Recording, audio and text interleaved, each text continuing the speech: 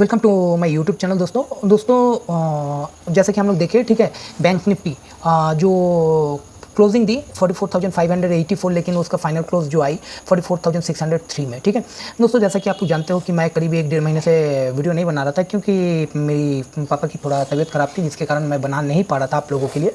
अभी भी तबीयत ख़राब है। ठीक है, तो दोस्तों जैसा कि मैं आप लोग को बोल दूँ कि ये जो वीडियो मैं नहीं बना रहा था, तो ये जो आज मैं वीडियो बना रहा हूँ ये आप लोग के लिए बना रहा हूँ, ताकि आप लोग बहुत सारे मेरे क्लाइंट लोग, ठीक है, बहुत सारे जो दोस्त लोग जो है, या बहुत सारे जो मेरे सब्सक्राइबर थे, उन लोग मुझे मैसेज करके बोलते हैं कि सर आप वीडियो नहीं बना रहे हो, हम लोग का दिक्कत हो रहा है, ठीक है, हम लोग लॉस कर रहे हैं। तो मैं चाहता हूँ कि आप लोग का लॉस ना हो। ठीक है, मैं फिर भी अभी इस समय वीडियो बना रहा हूँ, और कल से उम्मीद है कि आप लोग को वीडियो रेगुलर देने का कोशिश करूँगा। ठीक है, मेरी पापा का तबीयत बहुत ज़्यादा ख़राब है, तो आप लोग थोड़ा दुआ करना, ठीक है, भगवान से कि उनका तबीयत बहुत ठीक हो जाए।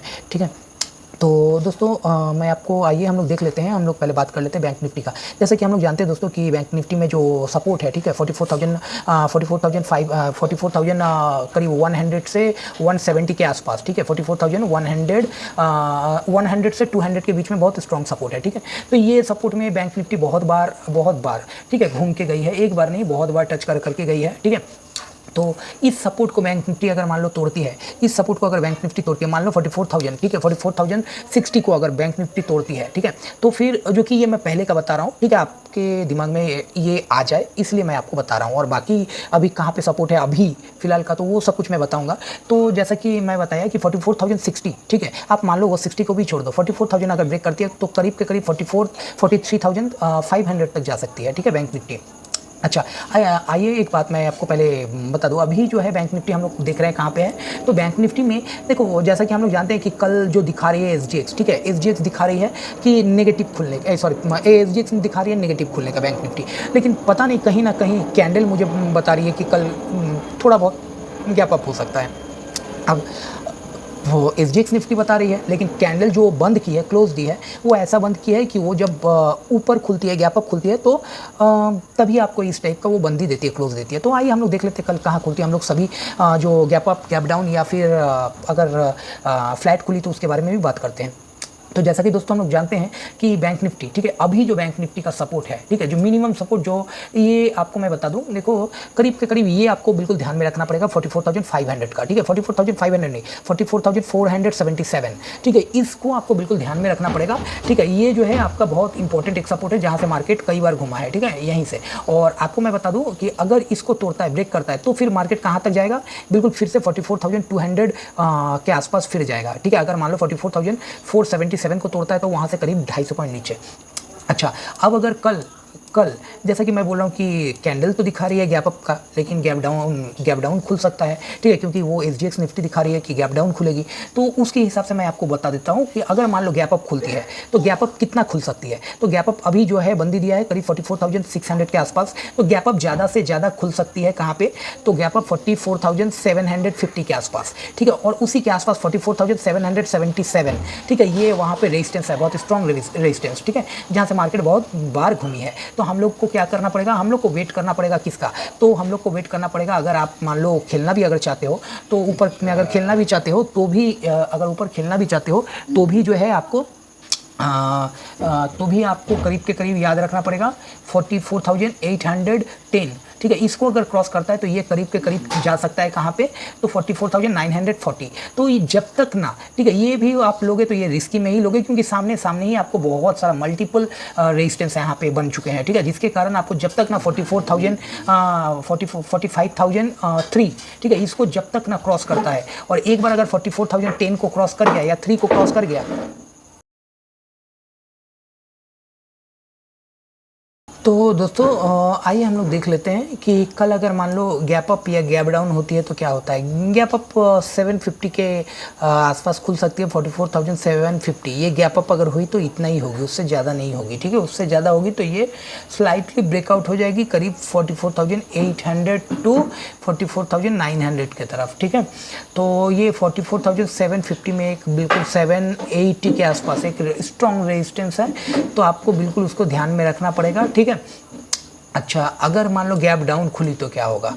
गैप डाउन खुली तो वो गैप डाउन कहाँ तक खुल सकती है, तो गैप डाउन करीब के करीब करीब के करीब 462 के आसपास खुल सकती है, ठीक है।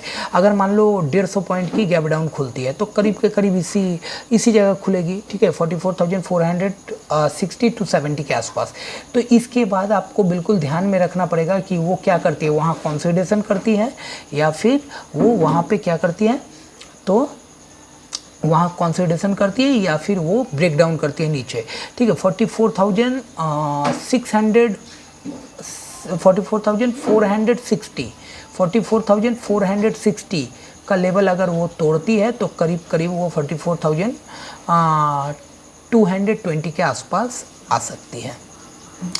आइए दोस्तों हम लोग देख लेते हैं कैंडल में, ठीक है, चार्ट में देख लेते हैं कि कहाँ क्या हो सकता है। आपको क्लियर कट व्यू दे देता हूँ। आइए तो आइए दोस्तों हम लोग देखते हैं, ठीक है, कि ये जो है आप ये देखो, मैंने एक ड्रॉ किया है। देखो कुछ दिन के पहले से मार्केट क्या कर रही है, देखो बिल्कुल एक टॉप पे जा रही है, एक जाके, ठीक है, जहाँ से रेजिस्टेंस ले रही है वहाँ से, ठीक है, इस टॉप पे जाके करीब 770 के आसपास जो रेजिस्टेंस है वहाँ से फिर क्या की, तो ये देखो मार्केट बिल्कुल यहाँ से ये बिल्कुल आती है, यहाँ से यहाँ आती है, नीचे आती है और आके फिर से ये ऊपर जाती है, ऊपर जाके फिर से वो नीचे आती है आके और ये फिर से ऊपर जाती है। और रेजिस्टेंस देखो आप बिल्कुल यहीं पे रेजिस्टेंस लेके उसके बाद फिर यहाँ पे ये जो लास्ट टाइम में जो बंदी दिया यहाँ आके क्लोज दिया, ठीक है, 603।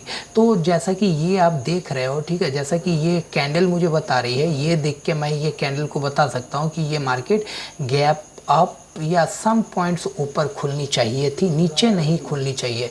अब ये देखते हैं कि कल क्या होता है। एक्चुअली अभी SGX निफ्टी बहुत ज़्यादा माइनस दिखा रही थी, ठीक है, जो 97 थी, और उसके बाद आज जो माइनस हुई होगी या प्लस होगी वो डाउ के ऊपर बेस्ड, क्योंकि डाउ अभी माइनस है, ठीक है।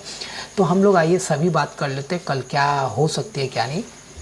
तो कल अगर आप देख रहे हो कि कल अगर मार्केट किसके नीचे आए, तो कल अगर मार्केट आप देखोगे तो 494 के नीचे अगर आती है, ठीक है, 494, देखो मैं एक यहाँ पे खींच दे रहा हूँ, ठीक है, लकीर खींच दे रहा हूँ, तो 494, ठीक है, इसके नीचे अगर कल आ जाए मार्केट, ठीक है, 494 इसके नीचे अगर मान लो मार्केट अगर आती है तो फिर आप समझ लेना कि मार्केट यहाँ अगर गैप डाउन खुलती है, मान लो, ठीक है, अगर गैप डाउन खुलती है, ठीक है, इसके नीचे अगर खुलती है और खुल के, ठीक है, अगर होल्ड कर जाती है, मतलब होल्ड मतलब क्या, खुल के अगर वो अप एंड डाउन अगर बनाती है, मतलब क्या, कंसोलिडेट करती है मार्केट, ठीक है।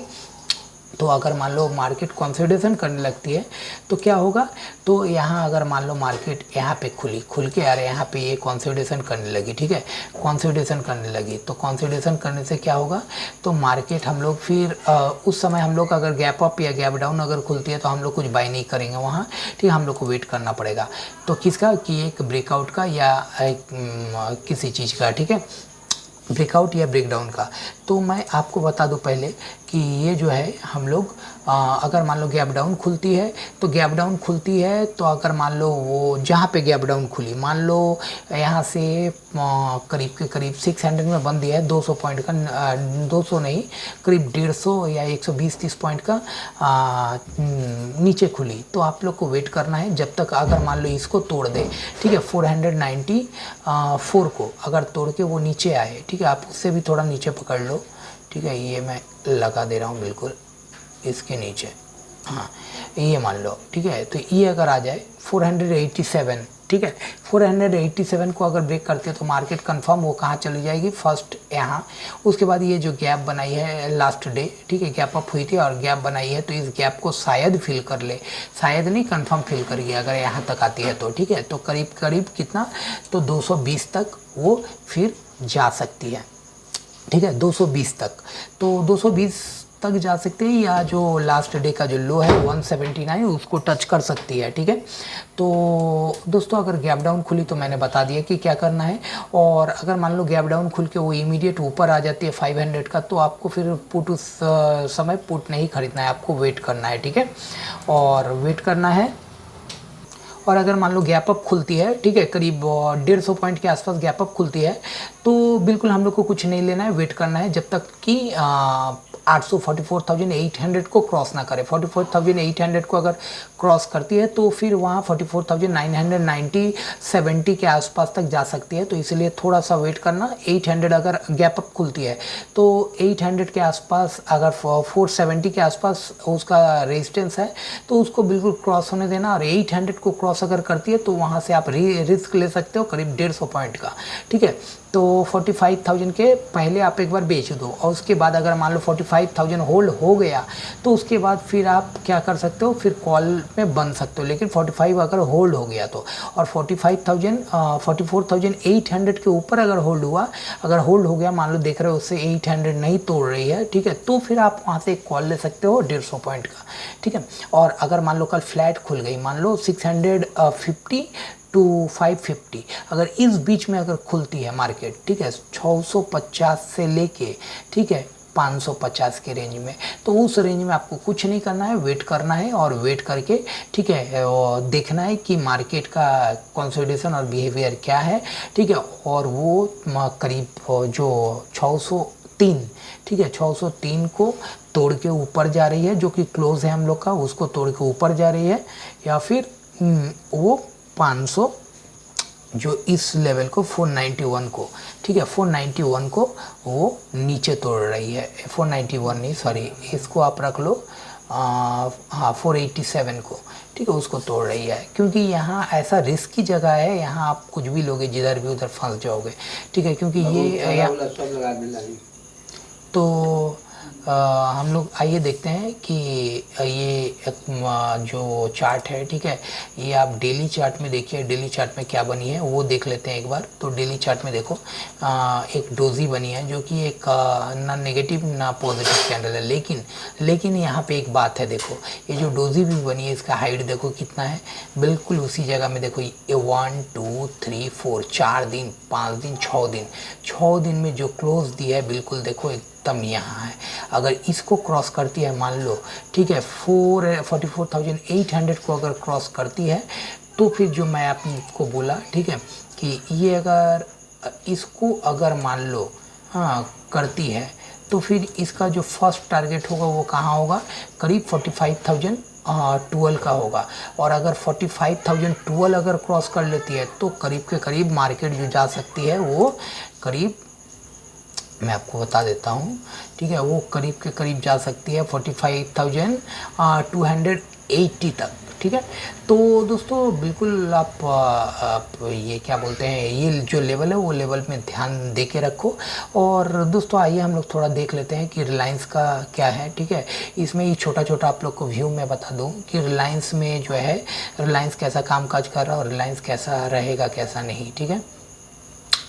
तो रिलायंस का जैसे हम लोग डेली चार्ट में देख रहे हैं दोस्तों कि ये एक डोजी कैंडल बनी है, ठीक है, इन्वर्टर, ये इसको बोलते हो आप ग्लेवस्टोन डोजी। तो बिल्कुल इसको अभी आप लोग टच ना करें, ठीक है, वो बिल्कुल नीचे जाएगी कंफर्म, ठीक है, वो नीचे आज नहीं तो कल, ठीक है। ये अभी कंसोलिडेट कर रही है एक ही रेंज में। देखो ये कितने दिन से, 1 2 3 4 5 6 7 दिन से बिल्कुल कंसोलिडेशन कर रही है उसी रेंज में। देखो जैसे कि यहाँ पे जब उठने के समय ये बनाई थी 1 2 3 4 5 डेज ली थी, ठीक है, जब उठने के लिए, तो वो गिरने के लिए भी थोड़ा समय ले रही है। तो थोड़ा वेट कीजिए, रिलायंस बिल्कुल आ जाएगा 2255 रुपये में, 2255 के आसपास तक आ सकती है अगर कोई न्यूज़ ना आया तो, ठीक है। कोई अगर अच्छा न्यूज़ हो तो न्यूज़ के ऊपर हम लोग जानते हैं कि मार्केट बिल्कुल चलता है न्यूज़ के ऊपर, ठीक है। तो आप थोड़ा वेट कीजिए, ठीक है, वेट एंड वॉच कीजिए। और रिलायंस में बिल्कुल अभी ना ढुके कि जब तक वो करीब 2440 के ऊपर ना चले जाए। 2440 के ऊपर अगर चला जाए, ठीक है, तो फिर मार्केट कुछ, रिलायंस कुछ कर सकती है करीब इसके ऊपर। देख लो ये जो डोजी कैंडल है ये 2451 के ऊपर, ठीक है, इसके ऊपर गई तो फिर मार्केट कितना जा सकते हैं 2500, तो उसके बाद आप खरीदारी कर सकते हो। लेकिन अभी मैं बोलूँगा अभी वेट करो, ठीक है। ये जो दिखा रही है मार्केट ऊपर ही खुल सकती है, ठीक है, क्योंकि यहाँ भी दिखा रही है, देखो आप, जैसा मैं देख के समझ रहा हूँ कि यहाँ ये रिलायंस में भी दिख रही है कि 2-3 रुपया 10 रुपया ऊपर ही खुल सकती है। लेकिन आप लोग इसमें ट्रैप मत होना, ठीक है। अच्छा, इसके उसके बाद आइए हम लोग देख लेते हैं HDFC में क्या है।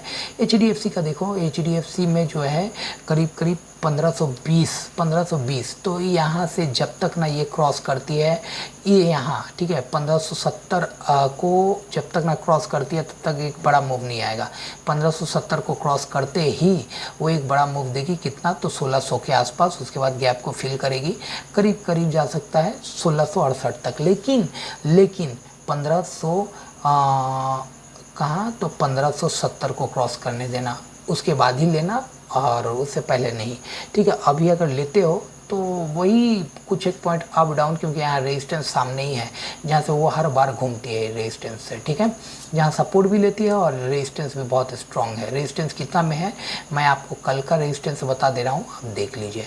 कल का जो रेजिस्टेंस हो जाएगा वो करीब के करीब, ठीक है, करीब के करीब इतना तो जाएगी नहीं, डेली चार्ट है ना। तो कल का रेजिस्टेंस मैं आपको बता देता हूँ। ऐसे बड़ा रेजिस्टेंस है करीब 70 के पास, 1570। और 5 मिनट्स में कल इसका रेजिस्टेंस मैं बता दूँ आपको। कल इसका कल ये देखो, ये बिल्कुल यहाँ पे बार बार टच करके आई है। कल ये नीचे भी आ सकती है, फिर से एक बार 1500 टच कर सकती है, ठीक है। कल करेगी परसों करेगी ये मालूम नहीं, लेकिन आपको अगर 1518 तोड़ दिया, ठीक है, 1518 तोड़ा तो फिर बिल्कुल निकल जाओ वहाँ से। 1518 तोड़ा तो नेक्स्ट उसका टारगेट 1502 का होगा, ठीक है। तो ये बिल्कुल अपने माइंड में रखो। और अगर अपर साइड में अगर मान लो ये 1540 को अगर तोड़ दिया, 1540 को तोड़ता है तो करीब करीब 1551 तक आप कल देख सकते हो, ठीक है। तो दोस्तों हम लोग जो नेक्स्ट वीडियो में कुछ जानेंगे कुछ अच्छा, ठीक है। तो दोस्तों इसी के साथ मैं आज का वीडियो ख़त्म कर रहा हूँ और मिलेंगे हमारे नेक्स्ट वीडियो में। धन्यवाद दोस्तों।